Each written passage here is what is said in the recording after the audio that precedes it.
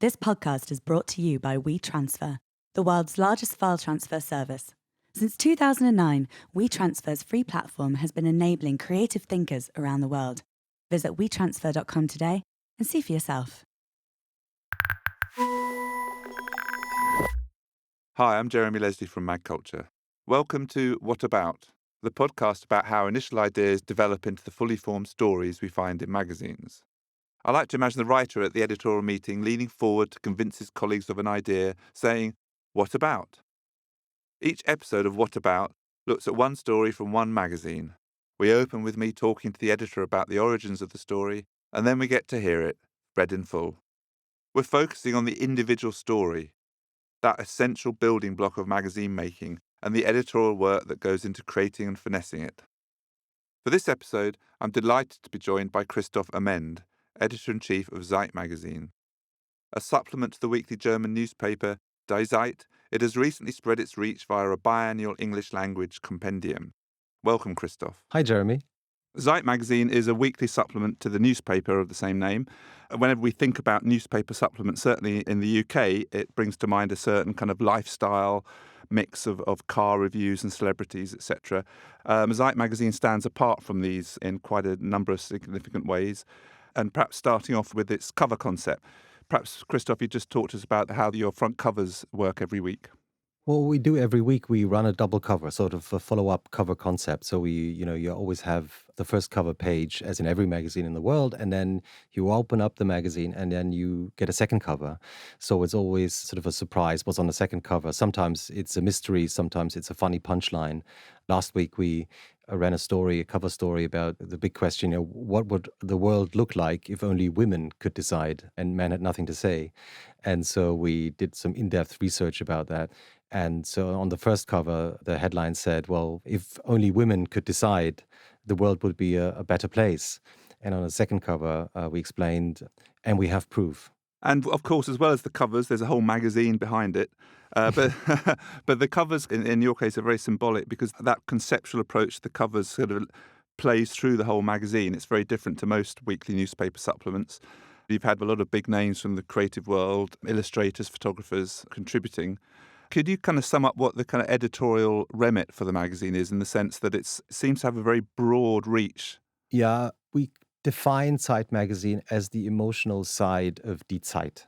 Mm-hmm. So, Die Zeit it's a very highbrow, serious weekly paper. I mean, they have great reportage, great storytelling, and great visuals, but it's more sort of analytical in its DNA. So we define the magazine as the emotional side. So everything that we do, every column, every story, every photo spread that we run always needs to be emotional. So that's how we kind of get to our stories. And because we define the DNA of the magazine as something very emotional, we can be very broad with our topics, on the other hand. Yes. That's one of the things that's always fascinated me about it, is how broad you can get, from the regular columnists, people like Maurizio Catalan, Christoph Niemann, are regular contributors. And you seem to get access to some very interesting artists in that sense, that people that might not normally contribute to a weekly magazine. I think we define illustrators and photographers as authors, and we talk about stories with them the same way we talk about stories with our reporters and columnists. And we trust their visual language. And I think that's something that, throughout the years, I think probably has been, spreading around. So people like, you've mentioned Maurizio and Christoph are sort of interested and keen to work with us, which is absolutely fantastic. We're reaching out to around 2 million readers every week who read Die Zeit. So it's a great forum to support great artists. And it's also a forum that I've been aware of for quite some time through the front covers. But it was only in 2013 that I was actually able to read the magazine. What about your German, Jeremy? Yeah, right. I know, it's such a difficult language. I know. It is. It's complicated, even for us. In 2013, you launched the biannual international issue of ZEITmagazin. Was there a demand for that beyond people like me? Which is great. I mean, already. It happened because I had lunch with Brigitte Lacan, the French-born photographer who's been living in New York for, I think nearly 40 years now. And she was actually doing the weekly photo column at the time. And we met in Berlin during the Berlin Film Festival, where she was with another film that she was taking care of. And we had lunch, and she said to me, well, I really like the design of your magazine, the way you present your stories, the visual language. I wish I could read it. And So it's me and Bridget then. yes, it is. It's actually that very moment where I thought, I'd been thinking about the fact that we're limited to German language, but more sort of unconsciously. And when actually someone like Brigitte said, well, I would love to read it. Went straight back to the office after lunch, and we had a meeting with our team. And I said to them, well, why can't we figure out a way of publishing some stuff that we do in English? So we had this idea of using the best stories that we thought could be of interest for readers abroad, and to translate them into English and re-edit them and put them into a magazine on its own. And it was an experiment. I mean, the people on our publishing side said, well, it sounds a little bit crazy, but okay, just give it a go. And so, yeah, in 2013 we launched the magazine, and we've been doing it ever since. And it's published entirely within the newspaper organisation. It's not licensed to someone or anything. You entirely control and run it there from ZEIT. Exactly. Yeah. Okay. It was really exciting for a lot of people over here who had, like myself, who had followed the magazine to finally get to read it and see it. And obviously we are seeing the kind of the greatest hits of the last 6 months or so. Is it time limited like that? Does it actually reflect the last 6 months of the weekly magazine or? Yeah, more or less. Yeah, more or less. I mean, we don't publish stories that are older, but by now we've been adding sort of exclusive stories and exclusive columns to the magazine. So the political editor of Die Zeit, Bernd Ulrich, who's an expert and has been following Angela Merkel's path for, I think, more than 20 years, he writes an exclusive column that is only published in the international issue. The subtitle of the magazine is called The Berlin State of Mind. So we decided that, his column would be called The Merkel State of Mind. One of the things that I've found since I've been able to read it is that the magazine it does have a unique outlook in terms of the breadth of what it can include. But it kind of takes things that maybe another magazine might just run as a small kind of quarter-page little featurette and gives them a whole page. And so that everything from illustration and photography pieces, things that might be run quite tightly on a smaller format in another magazine, are given the space to breathe. And they're just presented in a very straightforward, we think this is interesting, so we think you'll find it interesting kind of way. And that reminds me more than anything of the kind of indie mags that I know you enjoy. And it seems to me that the ZEIT magazine that I'm looking at on a biannual basis is essentially more like an indie magazine than a weekly newspaper supplement. Don't tell anyone. No, but actually you're right. I mean, the spirit of the international issue is clearly inspired by fantastic international indie magazine scene. And it's such a great honor. Whenever I see the international issue in sort of concept stores or newsstands, and it's kind of where the people put it to and relate it to, and they usually put it to on the same cupboards and shelves like the great indie titles. And I think that's a very great honor for us, because you've mentioned the way we present stories and we try to give each story enough space. I think that's sort of a dramatic change in magazine culture itself, I think, that we're facing.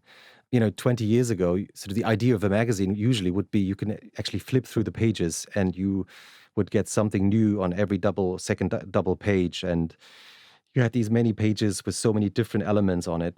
And I think it was because magazines were there sort of to give you kind of sort of visual ideas and new stories and new smaller things. And I think that's something that we get from social media today. We don't need that anymore because every one of us is on Facebook and Twitter and Instagram. And so I think, today, if you take a magazine in your hands, you're doing something unconsciously that many of us don't do anymore. You have to put away your mobile. Yeah. And so the idea of taking a magazine in your hand and reading a magazine, I think has dramatically changed, because today, if you take a magazine and you open a magazine, you're willing to experience a different world and to take your time. And it's not like looking at the latest posts on your Instagram feed. So I think as magazine editors, we have to reflect that change. Which brings us to the particular issue of the magazine that we're going to look at, the Spring-Summer 2017 issue of the International Edition. And the content in this issue ranges from a 42-page fashion special styled by Jill Sander, the Berlin Guide that you mentioned. There's a string of interviews with various musicians and also a longer piece, an interview with the singer-songwriter Benjamin Clementine. And there's photo pieces, there's a series from the toilet paper team of images that they've been doing for you. And it's all very visual and exciting. And then there is the piece we're going to focus on is actually about a vineyard, a very particular vineyard in the north of Germany. It's called A Sip of Truth. In a way, it couldn't be more different to the rest of the content of the magazine. Can you tell us a little bit about how that article came to feature? Well, Heikle Faller, who's one of our best reporters, said at a lunch that we had, I don't know anything about wine, so that's why I would like to write about it. And I thought, well, that's interesting. Well, she said, it's always these kind of dinner conversations with friends when someone is showing off and telling you, oh, there's a bit of a strawberry taste at the end, this kind of connoisseur talks that we all know. And she said, well, I don't know anything about wine, but I would really like to get into it and understand what's so special about wine. And I thought, well, this is a great way of starting a story. And then she did some research and found out that there is this guy, Egon Mueller the fourth, actually, because there have been actually 4 Egon Müllers before him, and they've all been working at the same vineyard in Saarland. It's actually sort of in the southwest of Germany. And so she asked him if she could actually cover a whole year, because obviously it takes a year to grow the new wine. And he finally agreed. So she traveled to this small village from Berlin where we have our offices throughout a year. And suddenly, after, 6 or 7 months, she said, I'm beginning to understand what it's about. And so after a year, she finished the story, and then we published it. And now we've in Germany, and then we're publishing it now in the international issue. And on the face of it, a journalist visiting a vineyard, producing an in-depth reportage piece about that vineyard and how expensive the wine is and the care that goes into it and the competition with the local vineyards. It sounds very familiar territory, and it might almost be a typical weekly newspaper magazine piece. But the way that Heike's... Is it Heike or Heike? Yeah, Heike. Yeah. The way that Heike's gone about it brings a freshness to it, not only in terms of the detail she's applied and the research that's evident in the piece, but also it's a very long piece. Again, like as we've discussed before, you've given her space to really examine the issue. I think that the aim of that story is that to really write that one piece about wine. So you need to give her space and time to really sort of write the definite story about wine. I mean, that's something, as we all know, you can actually never reach 100%. And that's always the idea. That's always the aim. And it was this funny conversation when she, during one of her first visits, she talked with Egon Müller about the fact that she's not a connoisseur and she doesn't know anything about wine. And he said, well, I'm not either. So that's not a problem. I'm only producing the wine. It's actually, he's producing the most expensive white wine, I think, globally now. And she really got into the whole scenario of that family and the ancestors and, the rivals, the local competition between the different vineyards. And I think it's been one of my favorite pieces last year. As you say, Egon Müller himself is quite down to earth and straightforward about what he's doing. He's a maker rather than a kind of a marketer. But we do meet lots of other characters along the way, some of whom are sort of live up to some of the kind of less appealing caricatures of wine specialists. Yes, one of my favorite scenes in the whole piece, when Heike is in conversation with a Frenchman who's an expert in wine and who's been visiting Egon Müller's vineyard. And she asks him, how can you actually define, or how do you know that the wine is elegant or not? And then it's a very French way of explaining wine, because he asks her, well, when you feel something for a man, can you describe it? And she nods and says, well, yeah, I actually can.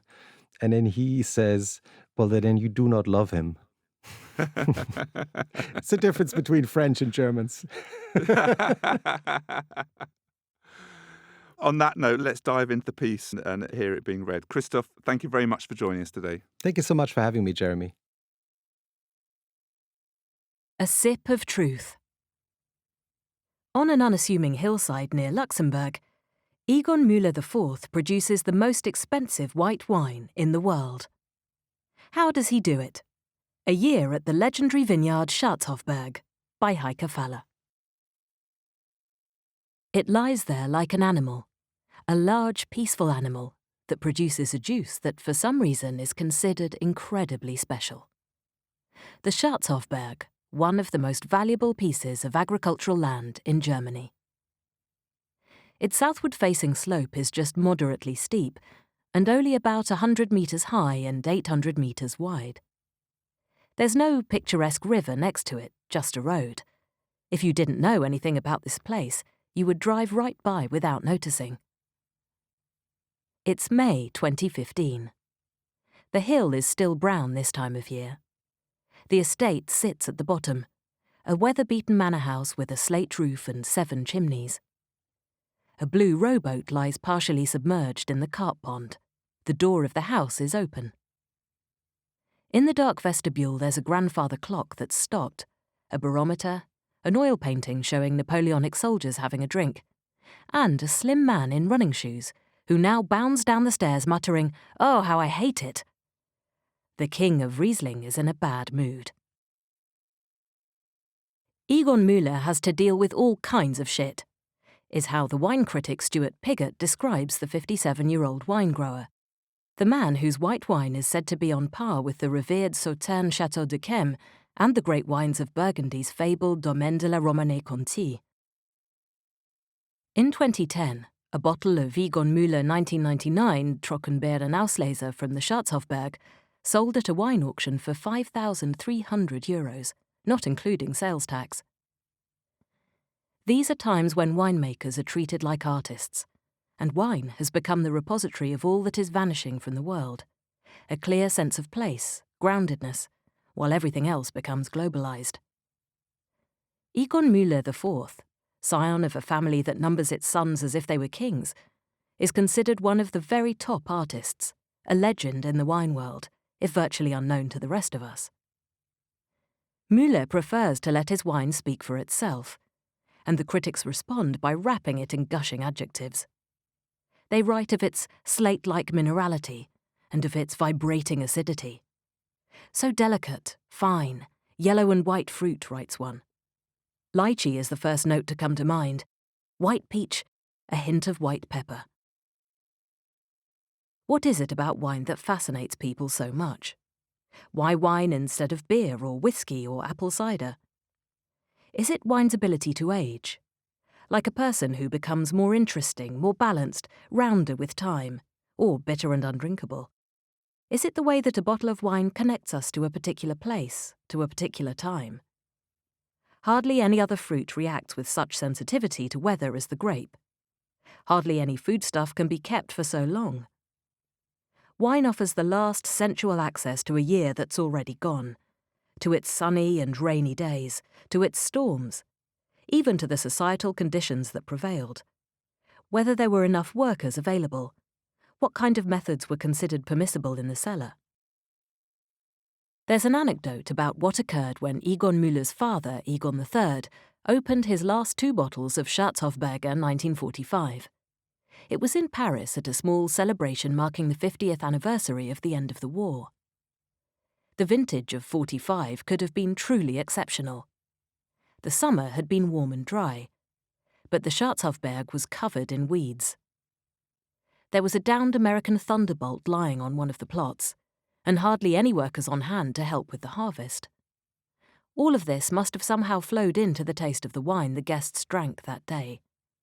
There was a sense that they had a drop of the world in their glasses, perhaps even a drop of truth. Mueller leads the way into the library, to its folios and its sofa upholstered in red velvet.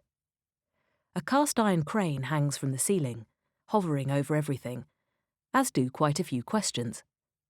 What is it about this wine that makes people prize it so highly? What stuff is it made of? How does Mueller manage to transform grapes into something that's worth at least half its weight in gold?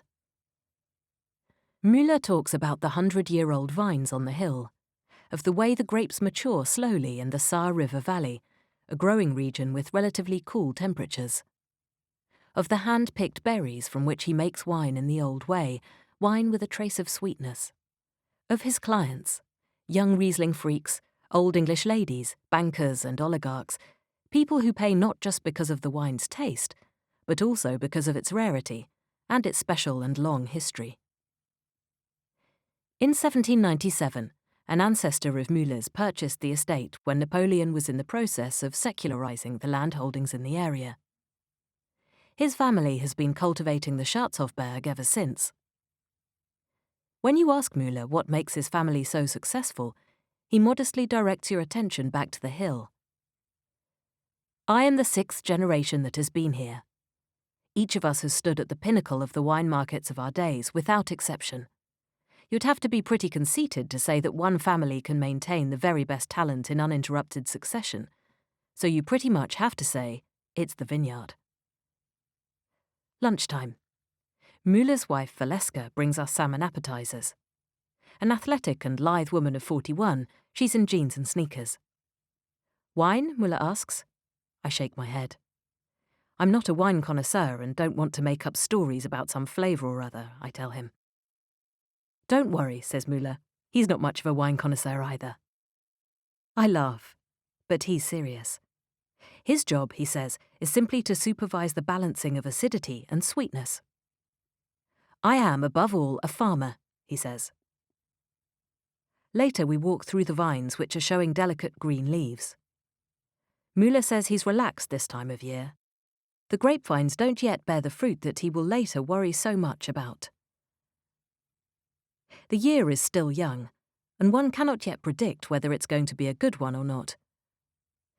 We want to accompany him this year as he goes through the ups and downs of the seasons, and find out in the process how he coaxes this special wine from the vineyard.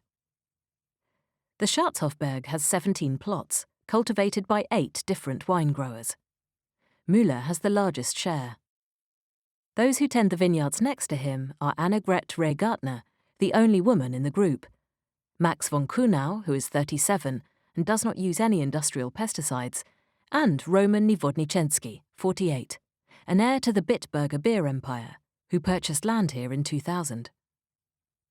These are the main protagonists on the Schatzhofberg, along with 4 other estates to whom destiny has granted a piece of this Garden of Eden. They will produce wine over the course of the year, some of which will cost €10 a bottle, and others, thousands. So if it is the hill itself that makes this wine so special, how come the wines are valued so differently? Driving west along the Route 138 that skirts the Schatzhofberg, you come to the small village of Wiltingen. Here, directly next to the church, is where Niewodniczynski, a great-grandson of the founder of the Bitburger brewery, has renovated an abbey. Van Volksem, the name of his estate, is engraved on a brass plate next to the door. Niewodniczynski is a very tall man, with full lips, blue eyes, sinewy forearms, and long blonde hair that he ties back in a ponytail. He's the pop star among the Schatzhofberg's wine growers, and wants to be for wine what his ancestors were for beer, one of the leading companies in Germany. When I ask him what makes Egon Mueller's wine different from the others, he immediately takes an historical perspective.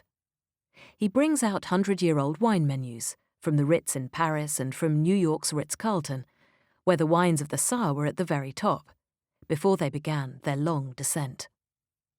World War II, the Holocaust.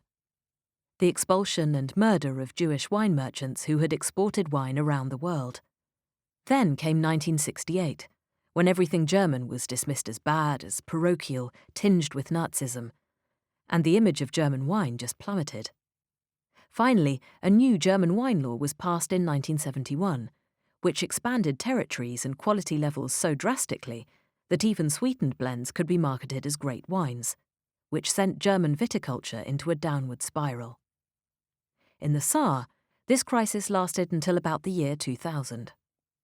As Niewodniczynski puts it, only one stubborn old gentleman, Egon Mueller III, dared, amid all this horror, to defy the large-scale sellout and uphold a level of quality. At some point, his estate stood entirely alone with this approach. And what we're doing today, what I'm currently busting my ass doing, is getting rid of this ridiculous image of German wine. His own Schatzhofberg wines sell for 26 to 38 euros a bottle. They differ in taste from those of Mueller. They're drier, much as they would have been around 1900, Niewodniczynski says, in the golden age of Saar wines. Annegret Ray Gartner's wine is also quite dry. She's a delicate woman of about 60 who took over the Reichsgraf von Kesselstadt estate in the 1980s from her father, who made sparkling wines.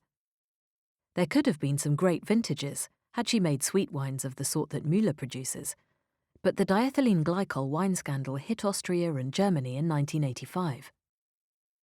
Tests had revealed that small amounts of a toxic substance resembling antifreeze had been added to Austrian wines as a sweetening agent. Since then, only estates with an impeccable reputation, such as Egon Mueller's, have managed to sell sweet wines. Mueller has to make his first major decision in May. He sees tractors in neighbouring plots climbing the hill, trailing a fine white cloud of fungicide behind them. Last fall, spots had appeared on the leaves of the vines. Black rot, a fungus that climate change has brought even to the cool Saar in the past few years.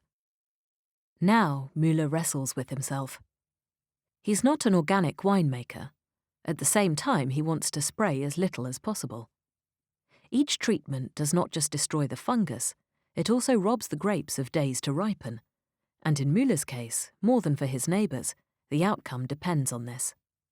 His grapes need more sunshine so they can grow sweet. It's like an athletic challenge, he says. How long can I hold my breath? Every day that I do nothing, the pressure builds. On the plot next door, which belongs to young Max von Kuhnau, the workers are now bringing out the baking powder, copper and sulphur. Von Kuhnau doesn't use any synthetic fungicide and sells his wine under the label Fair and Green, an organic certification system. Since buying the estate in 2010, he has also launched kosher wines and a feng shui wine that's harvested in the moonlight. The idea is to tap new markets. And another thing. I studied wine marketing. The key is to be talked about. Back at the Mueller manor, red roses climb up to the gutters. Mueller glances at them reflexively whenever he passes. Roses are very susceptible to powdery mildew, another type of fungus that can affect the vines. He's actually relieved when he spots a fine white layer of powder on the roses. Now he has an unambiguous reason to start spraying. He uses flint, a broad-range fungicide produced by Bayer that kills both powdery mildew and black rot. Each morning at 5 o'clock, Mueller laces up his old running shoes and makes his way through the vineyards while it's still cool. He's starting to see the first blossoms. From this point on, the grapes will need almost exactly 120 days to ripen, from tiny berries the size of the head of a pin into fruits filled with water, sugar, and acid. 20 days longer, for example, than in Burgundy. From now on, they will absorb everything that the year delivers. Every sunny day will increase their sugar content. Every storm will bruise their skins. It's this long period of ripening that allows the grapes of the Saar to become so aromatic. But it simultaneously increases the risk that the autumn harvest will be ruined. A few days later, Mueller stands in the historic Telegraphensaal in Berlin for the Gala of Great Wines. Expensive wines are not only made in the vineyard and the cellar. To keep demand high, wine growers must sell themselves as well.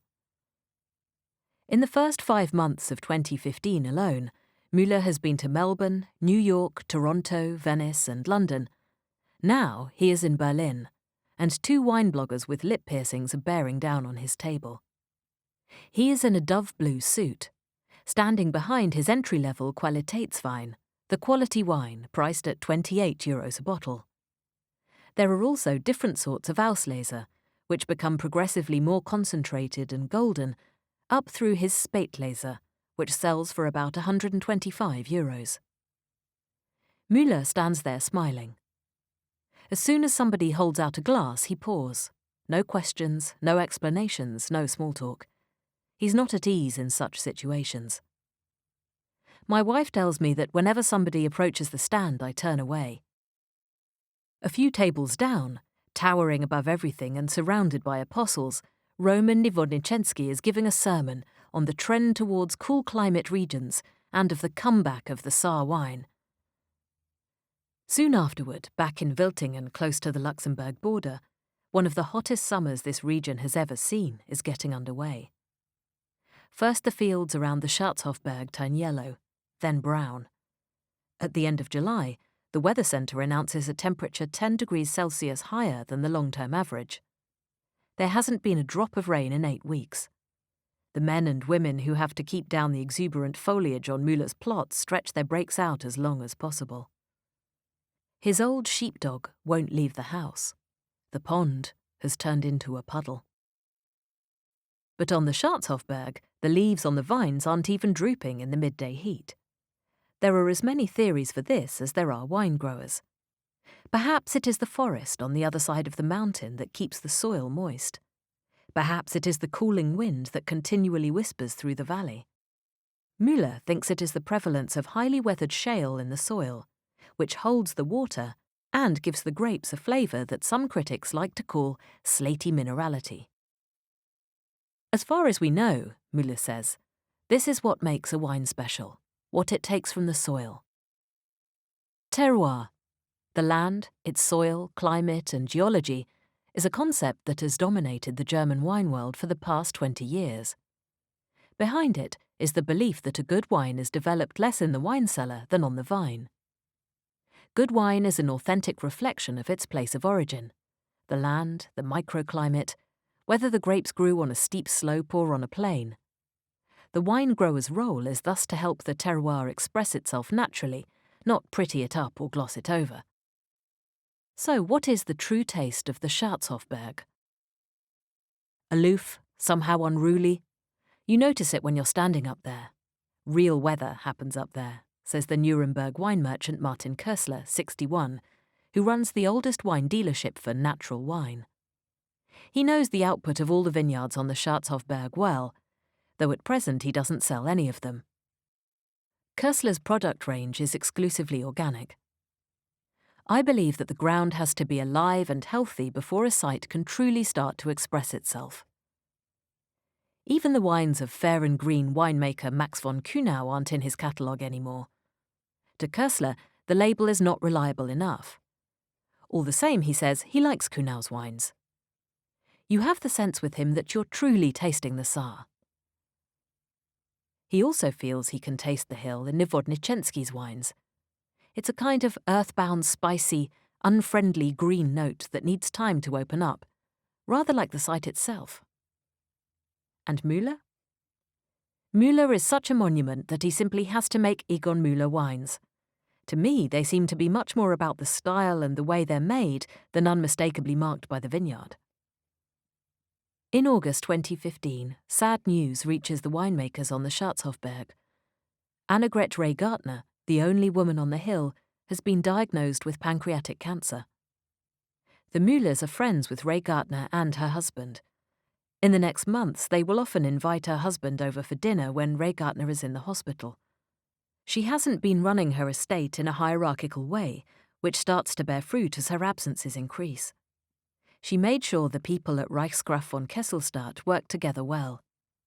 Everyone knew what they had to do, is how she described it later. I don't think I've ever seen such lovely vines, says Mueller toward the end of August. At this point, he has time to ask himself some questions.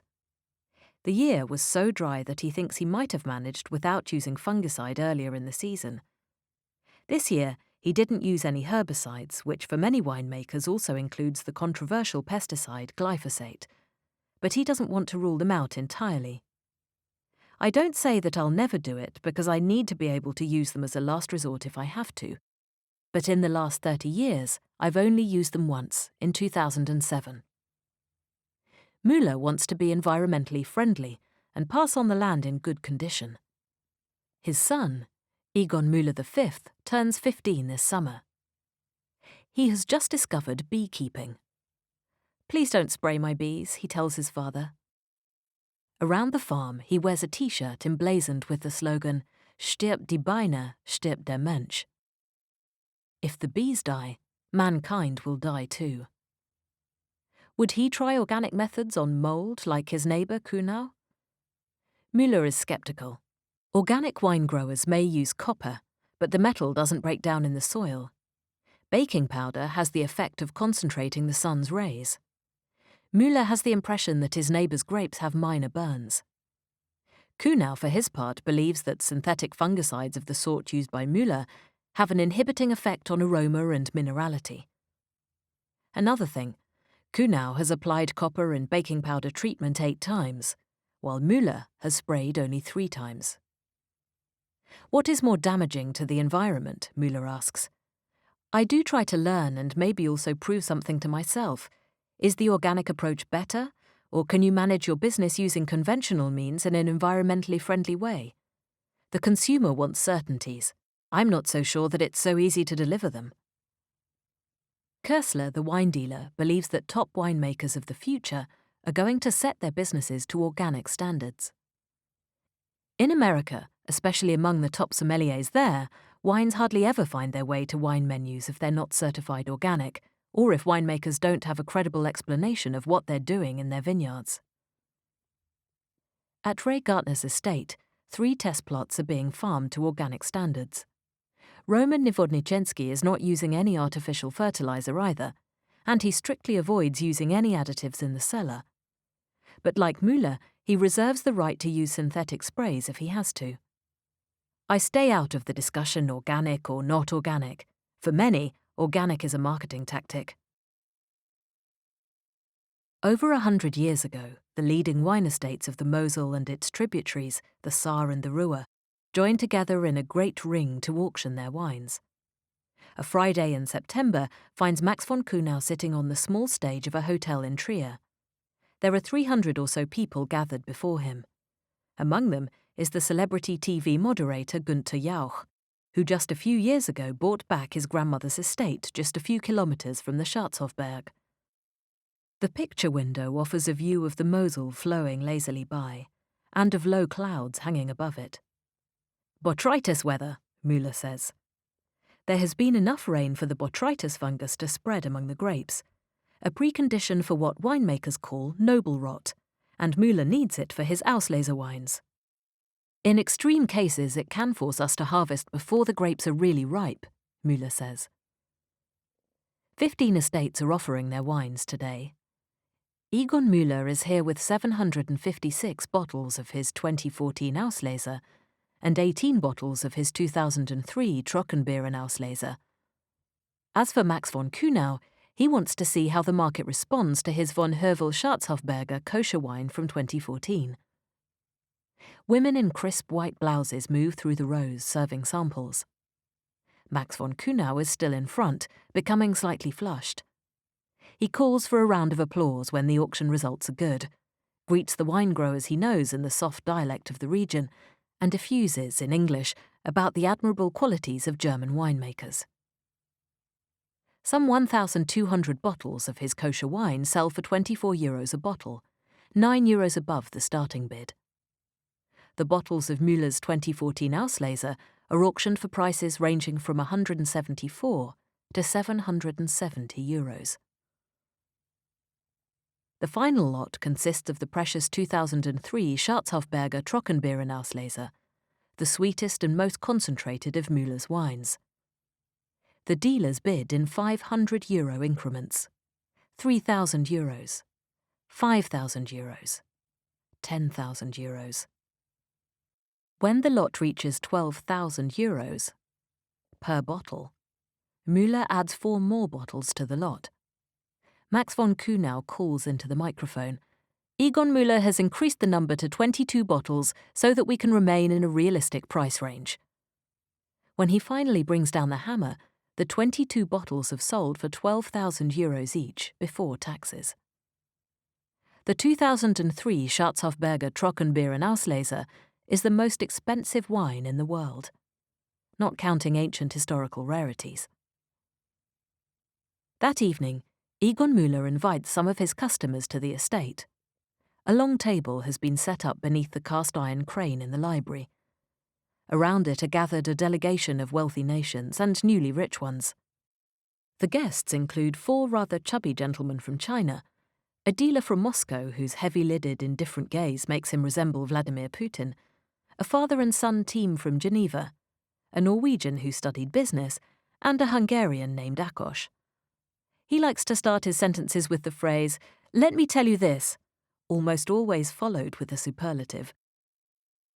He bought 10 of the day's 22 Trockenbeeren Auslese at the auction, and checkmated 9 other dealers to become England's general importer for Mueller wine. Akash says, "They wanted to murder me." The nicest of the guests seems to be Gerard, a picture-book Frenchman in his mid-60s with a bald pate. He had been a manager but became a wine dealer when the owner of his favourite wine shop in Paris fell ill. Not all the clients of these dealers are going to drink the wine they purchase in the foreseeable future. Famous wines that store well have become part of the general boom in tangible assets. They're investments, like old-timer cars and works of art. But do the phenomenal prices paid for these wines bear any connection to reality, to the actual taste of the wine? But of course, says the Frenchman. Once you know the Muellers and have seen their estate, you see the sheer poetry. Egon is elegant, his wine is elegant, and Valeska, she always has a smile on her lips. There is crab salad, followed by slow-braised beef. At some point, Mueller disappears into the cellar and returns with a bottle of Burgundy, a 1995 Grand Deschezaux from the Domaine de la Romanée-Conti. A small cry issues from the Norwegian as he realises that we're about to taste one of the great years of one of the most celebrated estates in the world. I take a sip. It tastes like red wine, perhaps a little bitter. It might not be the appropriate moment, but I can't help thinking of all the blind tastings that I've read about, the ones that show over and over again how even experts have a hard time telling the difference between a cheap wine and an expensive one. "Liquid sex," calls out Akash the Hungarian, who's seated next to Valeska Mueller. She smiles forgivingly. She knows Akash and no longer takes his patter seriously. And as the Muellers see it, it's precisely this machismo that spurs his clients into paying ever higher prices. Drizzle is still falling in the courtyard when the company breaks up around 11 p.m. The Frenchman insists on driving me back to Trier. He may have had a few too many glasses of wine. No problem, he says. He knows a back route through the vineyards. Do you really think that the wines of the Schatzhofberg have a poetry that other wines don't? I ask as we creep at a snail's pace along roads wet with rain. There are other very elegant wines, but they don't give you the same feelings inside. What exactly do you mean? I ask. Gerard gives me a sidelong glance. When you feel something for a man, can you describe it? Well, actually I can, I say. Then you do not love him, he says. I shut up. I suspect anything I could say now is going to make me look like a Philistine, in wine as in love. What an extraordinary mountain, he murmurs as if to himself, while steering his jeep through the vineyards. How does it make such a great wine? 2 weeks later, on October the 5th, Mueller is standing in his hiking boots on the muddy Schatzhofberg, surrounded by 30 men and women. Each is in a row of vines, moving through them with a bucket that has a small metal container attached to the rim. Some of the grapes are still green, some are tinged with violet, others are shriveled, almost like raisins. Skipping the green berries, the workers pluck the violet ones and put them in the bucket. They put the raisin-like grapes in the metal box. Mueller moves among the rows, reaching into the boxes to pick out any grapes that aren't shriveled enough. Their water content is too high for the concentrated Trockenbeeren Auslese. The sky is grey. There is audible thunder somewhere in the distance, though it's not clear whether caused by a storm or a passing jet fighter. "Putin!" calls out a woman, a harvester from Poland. During the lunch break, Mueller checks the weather on the website vetter.de. 10 millimetres of rain are forecast for the next 2 days. Just enough water for the dried berries to absorb, making them mouldy. The harvest could go from precious to worthless overnight. Mueller is not worried about the grapes that are still green. The moisture simply beads off their smooth skins. It stays dry for the rest of the day. A drizzle giving Mueller cause for concern only sets in as he sits down to a light supper with Valeska and their daughter Isabel. Their 15-year-old son is out taking a hunting class. There's bread on the table, along with smoked salmon, salami, and wine from Niewodniczynski's estate, Van Volksem. Isabel, who is 3 years younger than her brother, declares that she has no interest in wine, but does like to write stories in the fantasy genre. Once their daughter is in bed, Mueller says that he thinks her lack of interest in winemaking is almost a kind of anticipatory obedience. After all, the estate is destined to go to Egon Jr., who has been groomed for it from the start, by his very name, as Mueller puts it. He himself was the eldest of 3 brothers, and could never have pictured doing anything but tending the estate when his turn came. That's the situation here, and it works. It's buried deep in the walls. I stay out of this, says his wife. Instead, she's helping Egon Jr. study for the exam that will give him his hunting license, and talking to him about how he can market his honey. It's already being stocked by the local Edeka supermarket, the most expensive brand on the rack, labelled Egon Mueller. The next morning, the 3rd day of the harvest, it's dry again. A yellowish light filters down through a blanket of clouds. They're still harvesting the dried berries, working today in the Gartenkniep, a tiny plot directly below the scrubby top of the hill. The juice, called the must, from the previous day, is still not sweet enough for the Trockenbeeren Auslese. The grapes still need 3 or 4 more sunny days to develop the needed amount of sugar. Today is Tuesday. The weather should improve on Sunday. Until then, they'll have to live with the rain. After lunch, Mueller stands in the yard and looks up at the sky. "Weather report?" asks his Polish foreman Andreas from the window of his delivery truck. "Rain," says Mueller. 1 hour, then showers." "Shower," Andreas calls back to the Poles sitting behind him in the delivery truck. As far as German goes, they know the most important vocabulary for the wine harvest: rain showers, bucket, shears, boss. Around 3:30 p.m. it starts to rain. Andreas takes an hour working his way up the muddy row, a steep 50-metre slope. Enough time to chat about the state of NATO, to mull over why Qatar won't accept any refugees, and finally, about his time operating a bulldozer in Krakow in the 1980s. Up at the top, he tips the last few grapes into his bucket and says, "Think positive and drink wine." Somewhere in the distance, Mueller's voice calls out, "Feierabend," quitting time. A while later, he's sitting at the table in the large kitchen, across from the wood stove. "We're right between a high-pressure front over Eastern Europe and a low one over France. We're not going to get off without some rain." Harvest or wait? There have been years when he waited, and his grapes got just the sunshine they needed to reach perfection. There have been years he's waited and seen his harvest rot. He calls up a page on his iPad. Wiltingen. Wednesday, 60% chance of rain. Thursday, 80%. Friday, 70%. Saturday, 20%. Starting Sunday, sun. Now everything hangs in the balance between a great vintage, with Auslese wines and maybe even a Trockenbeeren Auslese, and a rained-out crop. "You have to decide," Mueller says as he sits in the warm kitchen, "and you inevitably make mistakes in the process." Later that same afternoon, on the eastern side of the hill, Max von Kuhnau sits at his computer in his office, which also serves as his sales room. Wetter.de is useless, he says. He prefers ProPlanter, the website of the beloved pesticide industry. "I check it 3 times a day during harvest. It keeps me calm." ProPlanter reports a lower risk of precipitation for the rest of the week than Wetter.de. Kuhnau hasn't yet sent his pickers to the Schwarzhofberg. His grapes have ripened more slowly and have not yet developed any botrytis. The next days of rain will not affect them. Wednesday.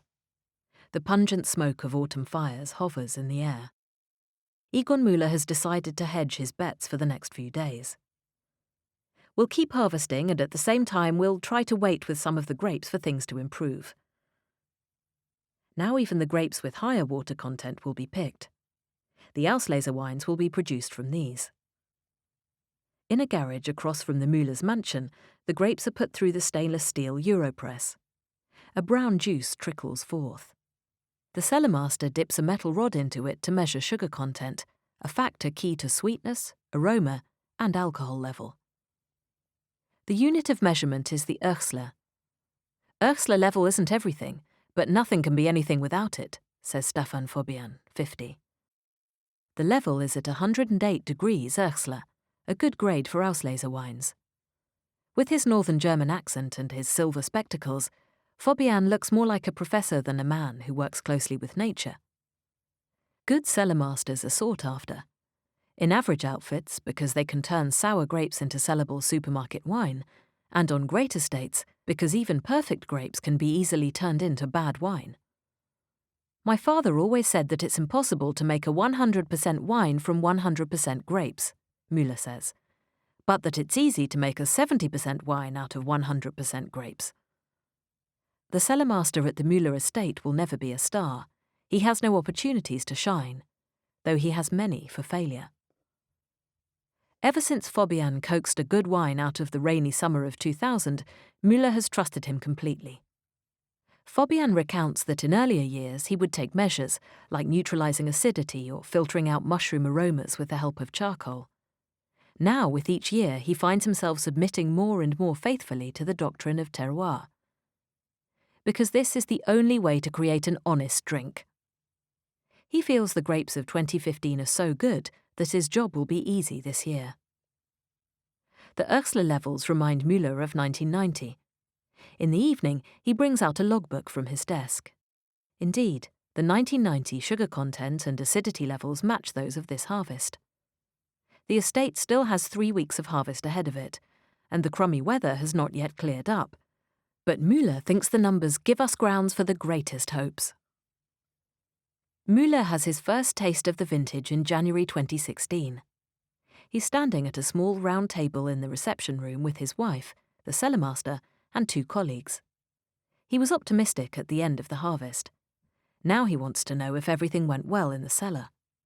The wines are still very young, but there are no off-flavours, and Fabian announces that this is the first time that he has managed to avoid making any major interventions in the cellar. I'd say that I'm finally in the position to make a more natural wine than anything that has ever come before. A Trockenbeer and Auslese too is available for tasting today. The Botrytis grapes really did survive the rain and were able to enjoy a few more rays of sunshine. The estate could fill 150 bottles this year. Shortly afterward, in February, the winemakers of the district gather at the Urtegrafen estate, the vineyard owned by celebrity Günther Jauch. There are 60 wines, 20 winemakers, and 2 spittoons in the middle. Egon Mueller is there. So are Roman Niewodniczynski and Max von Kuhnau. Grete Gartner is represented by her cellarmaster as she's recovering from her chemotherapy. Everybody agrees on one thing. There were no bad wines this year. This confirms that it really was a good year, Mueller says. Even if there wasn't one particular moment when they all voted on the quality of the wine, it's an opinion-forming process, he says. In March 2016, he sends a first bottle of Cabernet to his London dealer, Akash the Hungarian. Akash writes in an email that he opened the wine and, after his first sip, thought that it still needed to mature. But the bottle was empty the next day. That's already quite a compliment, says Mueller. That same month, Grete Gartner travels to Mainz with her head of marketing to the VDP Weinbursa, the annual trade fair organised by the Association of German Predicate wine estates, to present her 2015 vintage. They were ecstatic, she says later of the reactions. It helps her to see that her team can make a good wine even without her. One has to learn to be able to let go, she says. It is, after all, quite possible that I will die. In June 2016, Akash and his most important clients fly in from London. They sit out on the terrace behind the Mueller manor. The group consists of Akash, today wearing a T-shirt that says, "Fuck this shit," a Bulgarian banker from Merrill Lynch whose business card simply bears the name Alexander, 4 young sommeliers from important London restaurants, and the Canadian buyer for the luxury department store chain Selfridges. The mood is subdued and nobody is talking very much. It's a few days after the Brexit vote, and everyone is thinking about the United Kingdom leaving the European Union. Alexander thinks that Putin will invade the Baltic states unless Europe reorganises itself, and gazes sorrowfully through his tinted KGB glasses. Akash is fiddling around on his cell phone. Stocks are down by 15%. You'd be well advised to put your money in Riesling. And then the first wines of 2015 are poured, Cabinet and Spätlese. A light yellow liquid flows into my glass. I take the stem between the tips of my fingers, as I've learned in the meantime to do, and lift it, burying my nose in the glass. Scent is important. The sense of smell is much more finely developed than that of taste, which can only distinguish 5 basic directions. I let the wine swirl one more time in my glass. I take my first sip of Schatzhofberger 2015. Lychee comes to mind, white peach, a hint of white pepper. No, seriously, it tastes fantastic. And I mean in a way that even beginners understand. Slightly sweet, but not sugary, because the sweetness is in fact balanced by something else, probably acidity. I'm no wine expert, but this wine works, I think to myself, the way chips work. A whole range of tastes from sweet to salty come into play, which makes you want more immediately. Egon Müller's Schatzhofberger must work the same way as great art, I think, accessible and interesting to non-initiates, but simultaneously so subtle that connoisseurs respond to it as well. Like a painting by Gerhard Richter, or a Shakespeare play. The others sit over their glasses in silence, like doctors considering a difficult case. Energy, says the Canadian, and focus, and an ability to mature. A great year, I ask him. He smiles. We'll only be able to tell in a few years, but the most important components are all there. In September 2016, Egon Müller sets a new record at the wine auction in Trier. His 2015 Schatzhofberger Alter Raben sells for €160 a bottle. Such a high price for a normal Auslese wine is more significant than the record price paid last year for a Trockenbeeren Auslese, thinks Max von Kuhnau. It is a sign that the whole area is back on top. Shortly afterward, Grete Gartner addresses her colleagues and friends in a letter. I now know that despite my optimism and fighting spirit, I've lost my fight. In the same letter, she names the 3 people from her team who will run the business. A few days later, she dies, at the age of 61. Her funeral takes place on October the 10th, 2016. A 2014 Schatzhofberger is served after the burial. All of her fellow winemakers are there, except for Roman Niewodniczynski, who had to be in Amsterdam that day. You really have to ask about the meaning of life, says Max von Kuhnau a few days after her death. It certainly isn't just about making money. He has just set up 3 internships in order to train refugees. Wine has a central place in many cultures. Wine brings people together. What remains? Egon Müller asks himself on the same day. He mentions the pioneering work that Ray Gartner did to rehabilitate the wines of the Saar. I think that what she achieved here is a monument. It's mid-October. A hard year is behind him. 2016 will always be a year I associate with Annegret's suffering and death, says Müller. And with continual rains and powdery mildew that he was unable to control, even with fungicides, it was a year that finally culminated in a merciful, golden autumn. The grapes ripened quite late.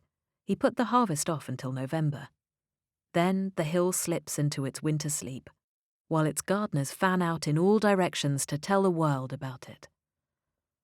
Of its old vines, of its harsh climate, of the difficult year, and of the wine that somehow contains it all.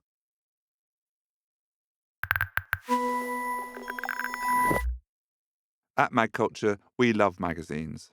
To hear more about what we do, visit our website, magculture.com. This podcast is presented by WeTransfer Studios and MagCulture. Visit WeTransfer.com/thisworks to see more of our creative collaborations.